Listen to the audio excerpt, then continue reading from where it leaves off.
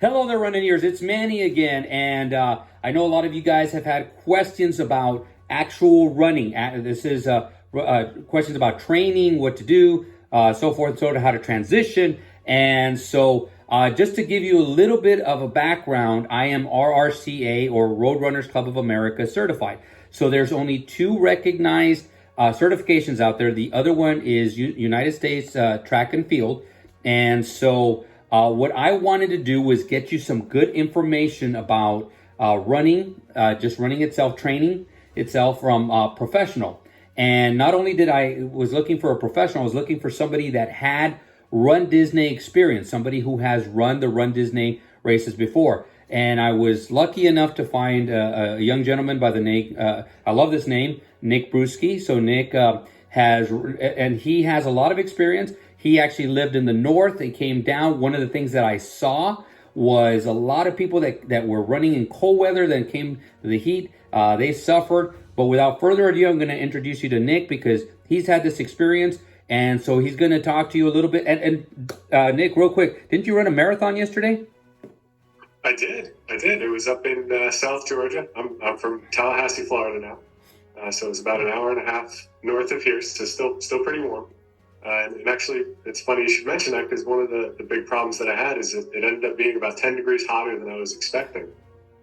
So mid-race with about 6 miles left, I had to alter my strategy and slow myself down a little bit to keep myself healthy and safe, and switch from my A goal, which was actually to set a PR, back to my B goal, which was just to finish with a good time in a healthy and safe manner.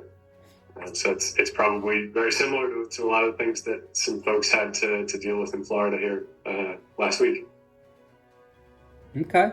That's a great points. And I love the fact that you said you had an A goal and then you had to move down. I think that's something that's not said a lot. And again, guys, this is why I consider him a professional, because he is basically letting you know, hey, this happens, you need to move to a different goal, which I think is amazing. So now I have another question for you. We just finished Princess, and so from Princess to Springtime Surprise, we have 8 weeks. Now we have 7 weeks.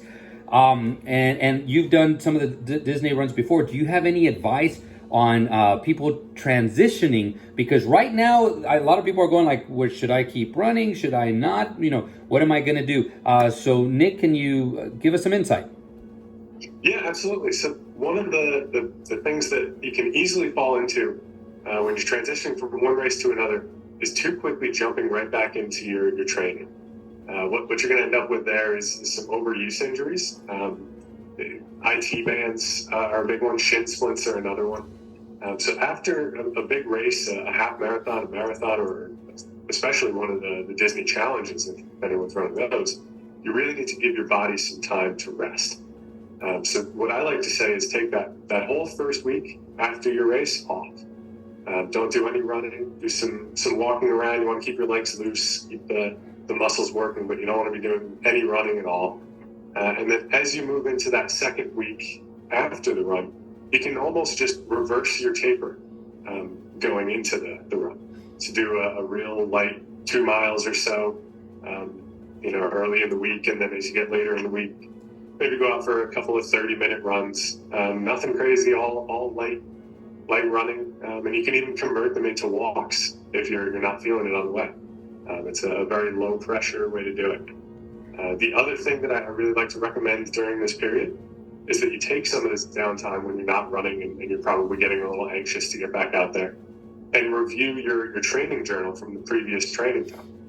Right? Look at all your runs. Were you able to stick to your plan? Did life get in the way a lot? Did you have to modify it? Is there anything you would have done differently next time? Do you want to try and speed up for the next race or slow down? All of those things, that's why you keep a training journal, so you can look back on it. And also look at your race plan, right? So I mentioned the A plan, the B plan. I actually always like to have 3, A, B, and C. A, everything goes perfect. Here's what I want to accomplish.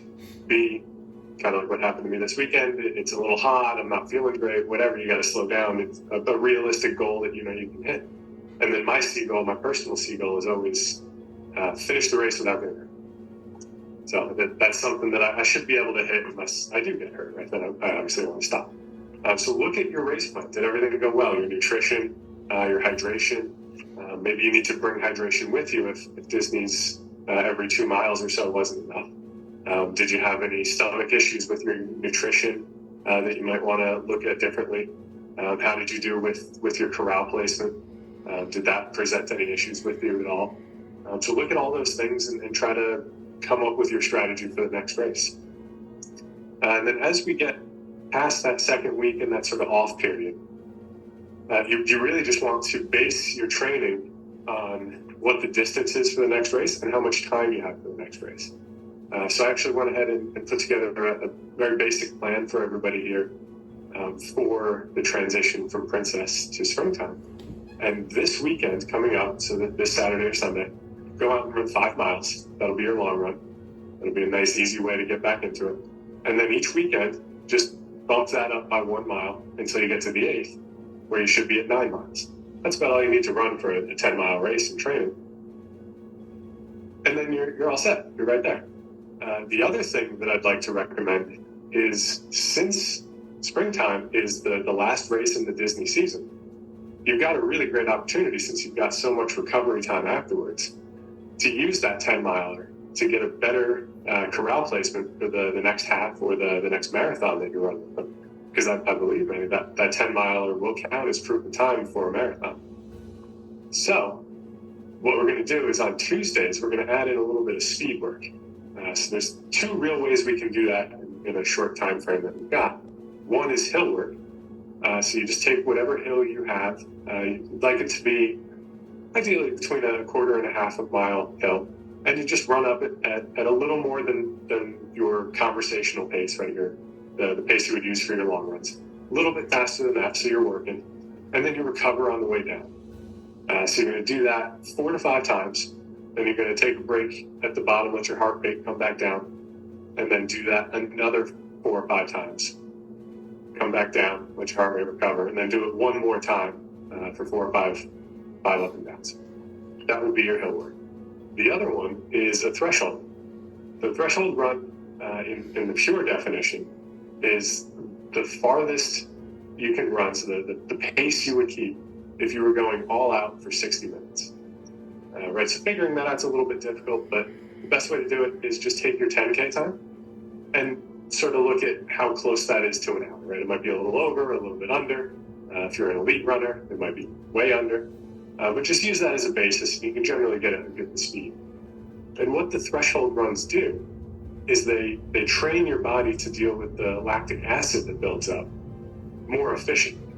So as you run or do any sort of physical activity, that lactic acid builds up and it sits in sort of a bucket within your body.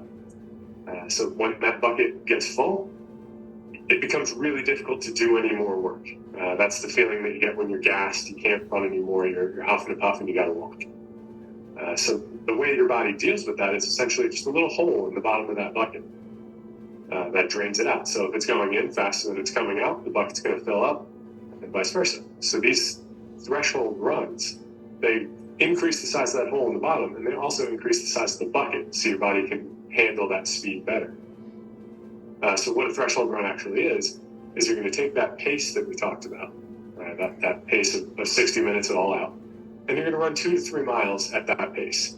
So that's what I want you to do on Tuesday, obviously with an appropriate warm-up and cool down, about 5 minutes each on either end. Then on Thursday, we're going to do just a nice pace run. So that's take the pace that you want to run your 10-miler and run 4 miles, maybe 5 miles if you're feeling good at that pace to get your body used to running at that speed. So with that, you got to sort of calculate with where you want that pace to be to use that as a proof of time and where you are today, right? And be realistic. Again, we don't want you getting hurt. Saturday, do a nice easy run, 30 minutes. And then Sunday, as we already talked about, do the long run of between 5 and 9 miles, building up progressively. And if you do that, you should have no problem setting a good time in the 10-miler and then starting an earlier corral come next season. Awesome insight, and I love the fact that you said the 10 miler, and I didn't think about this. This is why I love talking to people out there and picking their brains, and you can tell he's a professional. The 10 miler, you can use that as proof of time. And this is, I think, a perfect time, especially if you've run the season, so you started back in November, you ran in November. So Disney season starts in November and it goes January, February, and then it ends in April.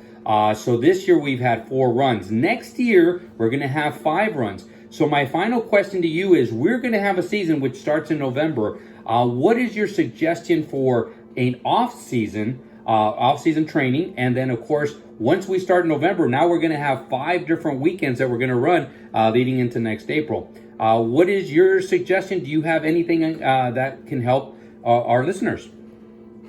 Yeah, absolutely. So starting with the off season, as a runner, your off season doesn't mean stop running, right? Obviously, you want to continue running and keep that base that you've built, so that you can build again on that come next season. But what you really want to do is strip out any of those really long runs. You want to keep them to 5, 6, 7 miles. You want to strip out any of your speed work, so those threshold runs, the hill work that I talked about. And just stick to maybe 3 runs a week, 1 longer run on the weekends, and then 2 runs during the week of maybe 30 minutes or so. And then you want to add some strength work. And by that I mean going to the gym, working on not just your legs, but your upper body as well, and your core. So this would probably be a great time to go to the gym and get some training classes with some of the local trainers. Even just a couple weeks to make sure you're doing things right, not hurting yourself, doing the right exercises for a runner. And really focus on building that strength. That'll help you and provide a firmer foundation to continue building on your running next season. Then going into the season, I'd be happy to put a program together for all your listeners. And we could even do it at a discount for anyone that subscribes to your channel here, and take you all the way through the season. So the best place to get information on that, I'll put it together over the next couple of months for the next season. But the best place to go for that is my website. It's fullspeedruncoaching.com. Just go there. I'll set up a runDisney program. And what that'll do is we can set up a generic plan like I just talked about for springtime. But the real benefit of working with a coach like myself is we'll alter that plan as we move along. So every couple of weeks, we'll review how you did, look at your training journal.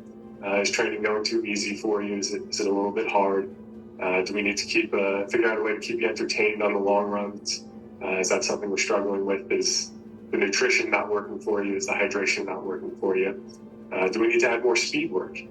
Are you fading at the end of your long runs? Right. So these are all the different things we'll look at, and we'll tailor it to not only what you're doing, but also your specific goals. So yeah, definitely look forward to doing that. Awesome information. Thank you very much. And I like the fact that you said entertainment, because runDisney events are not like other events. Even when the rock and roll series, they stop to listen to the bands, it's still even different because characters, you're running through the park, so it's a lot different. And so I like that you added that. One more time, if you can, give your website, and so that way they know how to reach you. Yeah, it's fullspeedruncoaching.com. Okay. Well, thank you very much for your time, Nick. And we're going to, if that's okay with you, I like to keep Nick on every once in a while. We're going to bring him back maybe every 2, 3, 4 weeks just to get updates on running and coaching stuff. Guys, this is for you guys. Start commenting down below. What do you want Nick to cover? If there's any topics that you want him to talk about, recovery, just on down the line. Anything that you feel you have a question, please put it down below. Obviously, you know what his website is. I want to thank Nick again for his time. And thank you guys. Without further ado, guys, create a magical day, create a magical run, and see you guys sooner than later.